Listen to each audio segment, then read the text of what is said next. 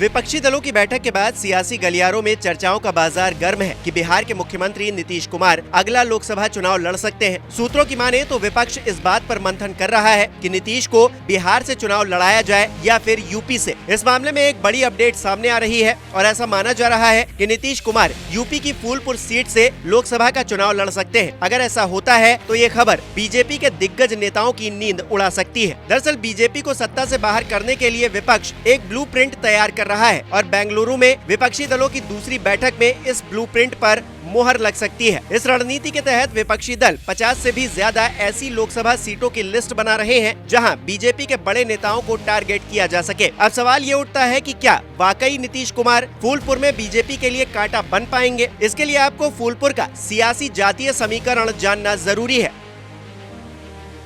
Phulpur seat पर सबसे बड़ी आबादी दलितों की है। यहाँ दलितों की करीब 18.5% आबादी है। इसके बाद पटेल और कुर्मी वोटर है। इनकी आबादी 13% से ज्यादा है। इसके बाद इस सीट पर 12% से ज्यादा मुस्लिम वोटर तो 11% ब्राह्मण वोटर है। सवर्ण वर्ग की आबादी यहाँ तकरीबन 23% है।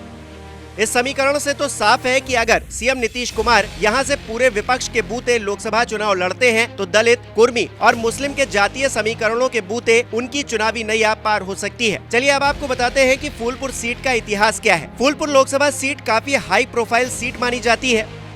इस सीट से पूर्व प्रधानमंत्री जवाहरलाल नेहरू 3 बार चुनाव जीते थे। पूर्व प्रधानमंत्री वीपी सिंह भी यहां से चुनाव जीत चुके हैं। इसके अलावा पूर्व प्रधानमंत्री जवाहरलाल नेहरू की बहन विजय लक्ष्मी पंडित भी यहां से सांसद रह चुकी हैं। ज्यादातर समय ये सीट कांग्रेस के पास रही है, लेकिन उसके बाद समाजवादी पार्टी का इसी सीट पर कब्जा रहा। ऐसे में नीतीश कुमार के सहारे विपक्ष बीजेपी के भगवा किले में सेंध लगाने की तैयारी कर रहा है। बीजेपी को पहली बार फूलपुर में कामयाबी तब मिली जब 2014 में केशव प्रसाद मौर्य यहां से चुनाव जीते, लेकिन यूपी का डिप्टी सीएम बनने के बाद हुए उपचुनाव में बीजेपी ये सीट हार गई। हालांकि 2019 के चुनाव में केसरी देवी पटेल ने ये सीट जीतकर बीजेपी की वापसी कराई।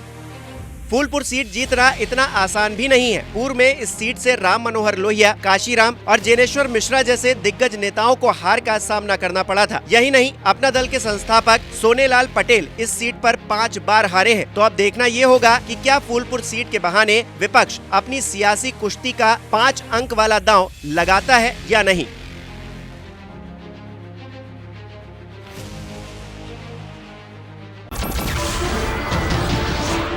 नमस्कार, मैं हूं मानक गुप्ता।